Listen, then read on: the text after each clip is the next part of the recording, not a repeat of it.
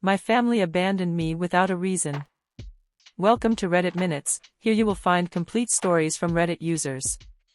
I am a 19-year-old female and from the UK. All this started on the 15th of May 2020. This was nearly 2 years ago.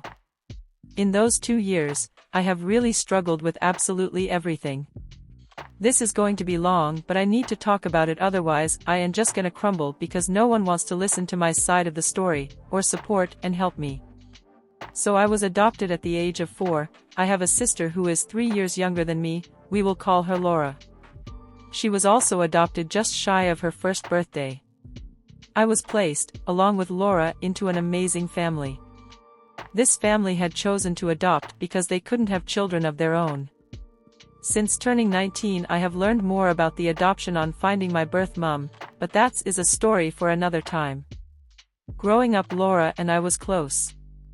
We would play together in the playground and I would go and stop her from being bullied. My school life was hard. I had undiagnosed ADHD. This meant that I found school so hard and horrible. I couldn't focus on my work. I struggled to sit down and read books during quiet time and eat lunch in the big hall with everyone else.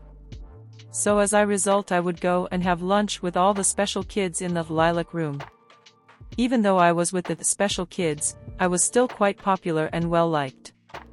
But I still hated being singled out in primary so much that when I moved into year 3 everything changed. My ADHD went off the charts. I couldn't sit down without my mind wandering, I couldn't sit down and read without wanting to run around and play. I learnt nothing all the way up until year 9. That's 6 years where I didn't learn anything because I just couldn't. I was struggling to cope anyway, and then the bullying started. I was beaten up in the cloakroom, toilets, behind the bike sheds. It was horrible. I kept going to teachers and telling them, but they would say that it was just banter. All this, and no one helped me, made me such an angry person. No one was helping me. Everyone was too scared to be my friend, I had nothing.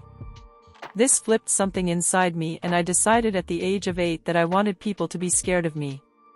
It was better than being labeled as a freak. This was when I also discovered that no one could make me do anything. If I didn't want to go to detention, the teachers can't drag me there and hold me there for an hour. This realization made me lose all respect for authority or anyone. I became the bully. I would take the bullying at school and then come home and bully the rest of the family. I mostly took it out on Laura. I was horrible to her and I regret it to this day. There was one small problem though. When I would go and pick on Laura, I could sometimes be sent to bed with no food, or locked in a bedroom for hours. My parents had put 2 deadbolts on my door so they could lock me in. This is where the issue takes place. If Laura decided to tease me first by slamming my door or throwing things at me or just winding me up, she wouldn't get any punishment, but I would. Even though what I had done was in retaliation to something that she did. At the age of 9, I was placed into therapy with CAMS. This messed me up more than school. I had to go 3 days a week. My therapist would just sit there and nod her head and ask if the drawing of a dog related to someone at school. I couldn't cope with this lady. Mom had to bribe me to go in with chocolate. Now I haven't mentioned it because I didn't know where it would fit in, so I'll just add it in here. Growing up I didn't have fizzy drinks, apple juice was a treat. I didn't have any crisps apart from Walker's Ready Salted, can't stand them now. Didn't have cake or anything, so having chocolate 3 times a week was a massive treat and it worked. But eventually, I didn't want to see this therapist, who would scare me, so I refused to go and eventually I left therapy. I then went to secondary school. This was a really rough school. I had grown up in a conservative household and family, this was a massive shock to me. I spoke differently to everyone there. I didn't have a phone when everyone else did. I was once again the weirdo. I discovered that I was no longer the bully. Kids twice my size would pick on me and I wasn't the brightest bulb in the pack, but I knew well enough not to try my luck. All the, once outward anger, turned inwards. I began hating everything about myself. I would just take the bullying now, whereas before I wouldn't stand for it. It didn't help that I had messed up teeth and everyone picked on me for that. I went through 4 years of dental work and now I love my smile. I had so much anger and I had no way of releasing it. I started to not eat. I didn't wash, I didn't care about myself. I wasn't happy at home, I hated everyone and everything. Laura was doing so well at school, getting 7s and 8s when I couldn't even do 7 by 8. At the beginning of year 8, I had had enough. I refused to go to school, 7 months of this. I would lie in bed playing Minecraft on my tablet or just watch endless YouTube. The government threatened to fine Mom and Dad. I didn't care. I was sick of having my things stolen, my bag ripped and more. But I have blocked the memories out of my mind and can't remember much else. After 7 months I was accepted into this SEN school. At first, I struggled but soon I began to thrive. One year my dad and Laura went to Australia to go and see family and I wasn't allowed to go because of how much of a problem child I was. The anger I still feel towards this is unbelievable. So while Laura and Dad were away visiting family, my bedroom got done up. I was in the smallest box room and the decorating made it worse. I didn't know this then, but I know it now. It was the first of many things my parents, especially my mom, were doing to drive a wedge between Laura and me. My school life was getting better. I had friends and I started dating boys here and there. School had once been the thing I tried avoiding at all costs, but now it was becoming my escape. Laura then started secondary school. She made it into a grammar school and everyone was so proud of her. My grandparents and aunt bought her gifts and I just sat in the background feeling like the black sheep. I remember asking my aunt, why does Laura get a present and I don't, and my aunt just said, because Laura does well at school and you don't. You left school, remember? One can only imagine how a child would feel being told that when your whole school life you had been asking for help and trying your hardest. I began to hate Laura. She was everything I had wanted to be. She was popular, liked and was good at school. I had started to really take notice of my actions. I started to realize that I couldn't dig my heels in every time I didn't want to do something. I started to get better control of my anger. I started to remove myself from situations that would frustrate or annoy me. Laura and I still argued and fought. I remember one time Laura had been banging on my door calling me a B*TCH and a SL*T. We were at the top of the stairs and Mum was standing at the bottom of the stairs just listening and not trying to stop what was happening.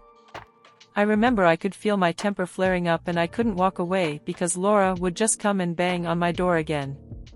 I briefly had a vision of me throwing her down the stairs, but I thought that wasn't a good idea. So I shouted at my mum to please help me. She said that I was old enough to deal with it myself, so the only thing I could think of was to smack Laura in the face. There were more incidents like this where she would act scared of something and as a result, the whole family would miss out. Basically what I'm trying to say is that if Laura didn't want to do something, nobody got to do it. So fast forward. Laura and I still fight like normal siblings. I have just left school and gone into studying childcare. I hated it. So I left college to go and work on a stable yard an hour away from home.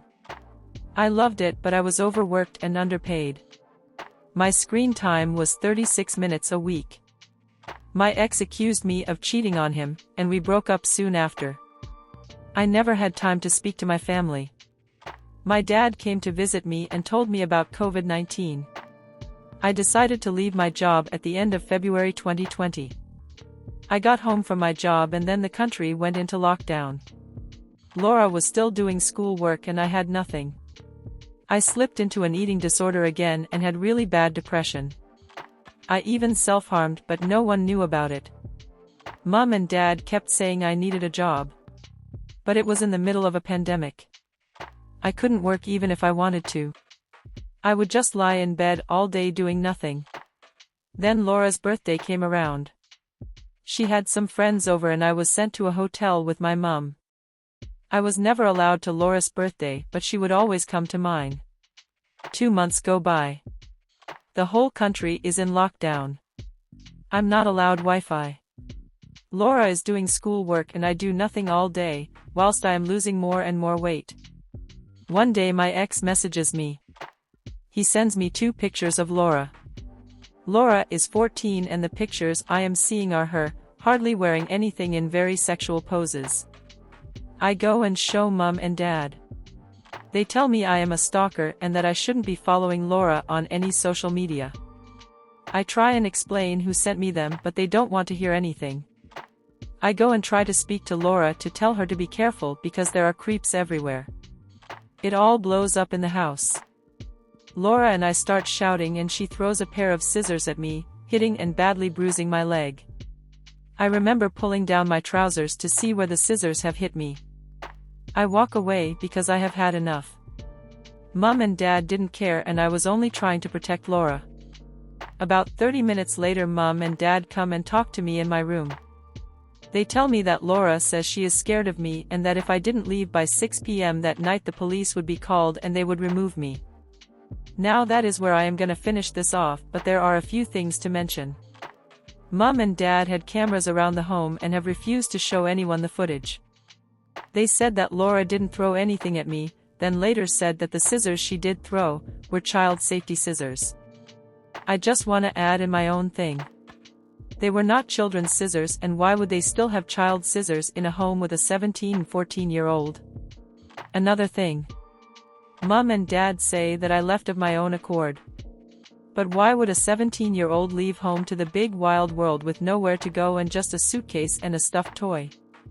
They are now living a happy life of a family of 3. Mom and Dad have also given Laura a dog. None of my family speaks to me.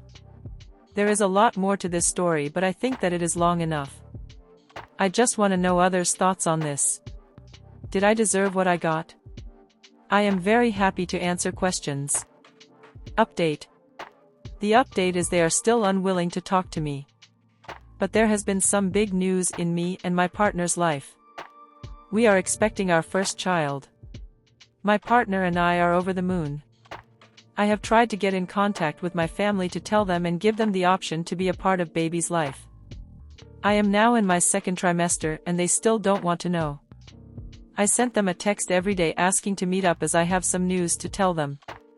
This happened for about a month and my mums responded with, "If it is that important to tell us, you can either text it or email it to us."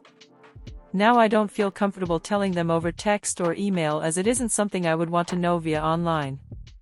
I have left it for now and have written a letter to them, but I am too scared to send it off just yet. I phoned my grandmother, my dad's mum in Australia, and she suggested a letter and that my dad would love to be a grandfather. But I don't know how they are going to react. I want to give them the opportunity to be a part of my child's life. But at the same time I don't want them to just up and leave when they want to. I have spoken at great lengths with my partner on the situation.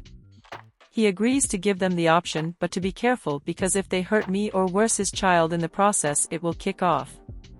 I don't want to talking to them for my sakes but for the baby, as they don't have any grandparents on their dad's side. I don't want them to grow up one day and ask me why aren't my parents in their life and I have to tell them because they didn't want to know. I don't want my parents to think that this will fix anything and it will all go back to how it was. The best way I can describe it is like your life is like a book, and it's time to finish one book, put it on the shelf, but not forget about it and start a new one. But I don't think my parents will see it like that. I am scared they will see me as just another teen mom with a partner that doesn't want to know on benefits, etc. But that is definitely not the case. My partner is not going anywhere and is working all the hours known to man. I am full-time studying and we have just moved into our first place together. I'm just scared on what to do because I can't get hurt again, and if my child gets hurt it will be even worse. But by not telling them I feel like I am being dishonest. If you liked the video, I would appreciate it if you would leave a like, comment, subscribe and share the video to reach more people. The background video does not belong to me, full credit to PO Travel. For more information check the description of this video. Have a great day.